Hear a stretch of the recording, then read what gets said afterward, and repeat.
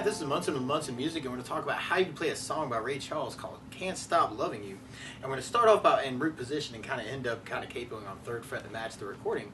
But we start off with kind of this cool little hit on a D major chord. When we play D major, first finger goes to this G on the 2nd fret, second finger on the high E 2nd fret, and third finger on the B string 3rd fret. And if you strum the D string to the high E string, that sounds a D major chord and it sounds really happy. And while you're on Ds in general, you could kind of lift off the 2nd finger and make that a D suspended 2nd. Or you could add the pinky in on the high E on the 3rd to kind of say some things with a D sus and kind of around the D chord. Or through the song, you may want to use a D7 chord. And when you play D7, first finger goes to the B on the 1st fret, second finger on the G string 2nd fret, and third finger on the high E string on the 2nd fret. And if you strum the D string to the high E string, that sounds a D7 chord. It sounds really, really nasty. And just like on the D chord, you can kind of lift the 3rd finger, make that a D7 sus 2, or a D7 sus, kind of adding in the 3rd fret on the high E string, so you can say some things around that too. And then from there, we go into our main chorus part, which starts on the G major chord. When we play G major, first finger goes to A on the 2nd fret, the second finger on the low E string 3rd fret, and third finger on the high E string 3rd fret. And if you strum all the strings together, that sounds a G major chord. Now you may also want to think about putting the 3rd finger on the B string 3rd, pinky on the high E 3rd, that for your G major. And that may make it a little bit easier to get back to the D major chord actually through that chorus part. And then from the D we go to an A major chord. When we play A major, first finger goes to the D on the 2nd fret, second finger on the G string 2nd fret, third finger on the B string 2nd fret. So a big party on the 2nd fret. And that sounds an A major chord and it sounds really happy. Now on the A, just like the D, you can kind of lift off the 3rd finger and make that an A sus 2. Or you can take the regular A and add in the pinky and make it an A suspended chord. Or you may want to think about through the song lifting off the 2nd finger of the A and making that an A7 chord. If you're slightly offended, you readjust the fingers and add in the pinky on the high E for an A7. There's a couple different options there. And once we hit our main chorus part, there's a couple different strumming options. You may want to kind of think about just kind of doing an 8 down count on each chord. And I'm kind of adding a little bit of muting to that, just to kind of make it a little bit sneaky. And I'm kind of swinging my downs too.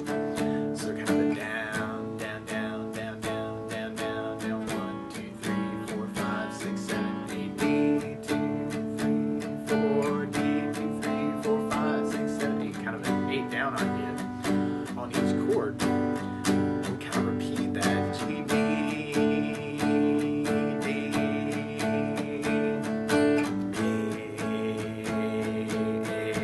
and then we kind of half it between a D and a G chord. D, G, D, kind of at the very end of the chorus. Now one of my favorite strum patterns for a 4/4 like this though is down, down, up, up, down, up. So if you took the G and just tried that a lot, you'd have down, down, up, down, up, down.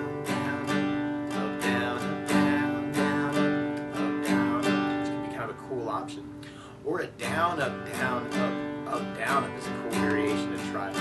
You can even kind of mix up those ideas too. So if we tried that through our chorus, we'd have the G,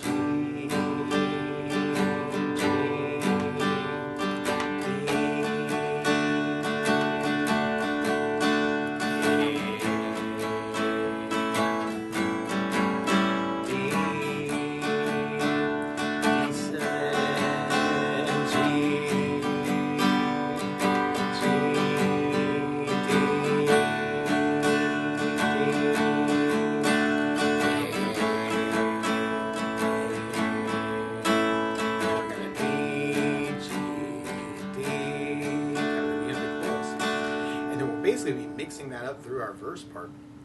Now the weird part is instead of starting on a D chord, Ray Charles is starting on an F chord.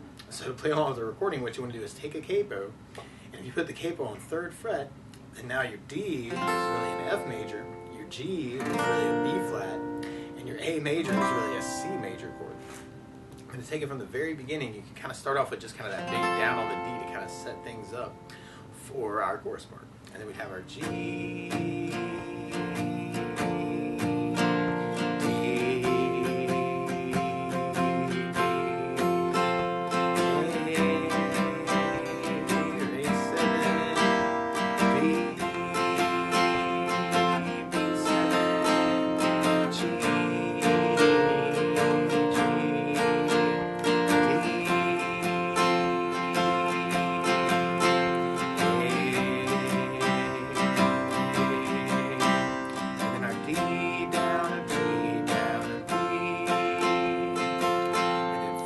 chorus, and we'll be going into our verse part, which kind of mixes up a lot of those things. We got D, G7, G,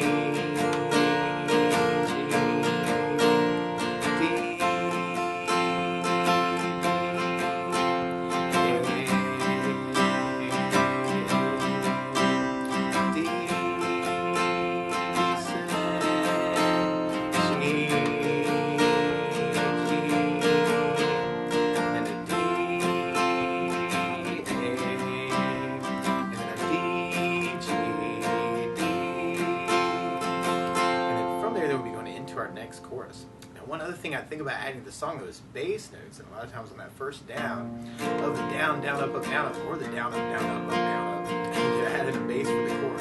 So on the G you'd have a low E for the bass, on the D you'd have the D for the bass, and on the A you'd have the A for the bass. So we try that next chorus with basses, and there is this cool little bass line actually that you'll kind of hear like on the A chords, where you could do the A with kind of a bass down, and then kind of go to second on the A, and then fourth fret on the A, especially if you're kind of leading back into the D chord. So that could be a cool thing to throw in too on the A chord. You'd have the A with a bass, down, up, down, up, A with an A bass, down, up, 2, 4 is kind of a B, C sharp to lead into the D, G, D, especially at the end, but really anywhere you've got an A pointing to a D. So we try that through that next chorus. We'd have the G, G,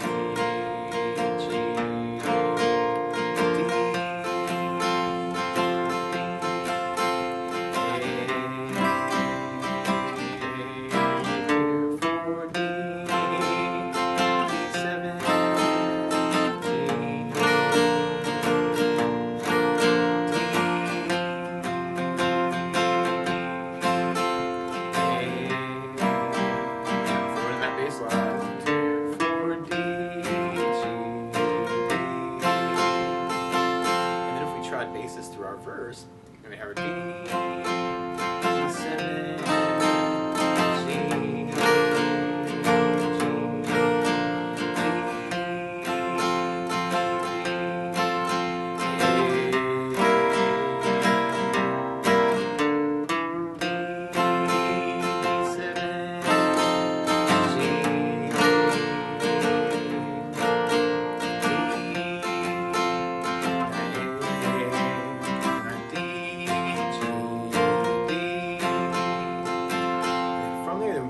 our last chorus. Now, if you know the licks around these chords too, feel free to kind of throw them in. That could be kind of a cool thing to play around with too. Kind of make the song your own too that way. It's kind of cool. So you might kind of play around with it and see what you can say with the song.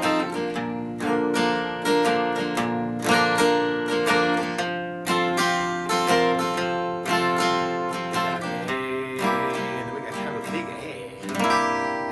You'll kind of hear it's almost like downs for that last D, G, D. But that's the basics of how you get started through Can't Stop Loving You by Ray Charles. So good luck!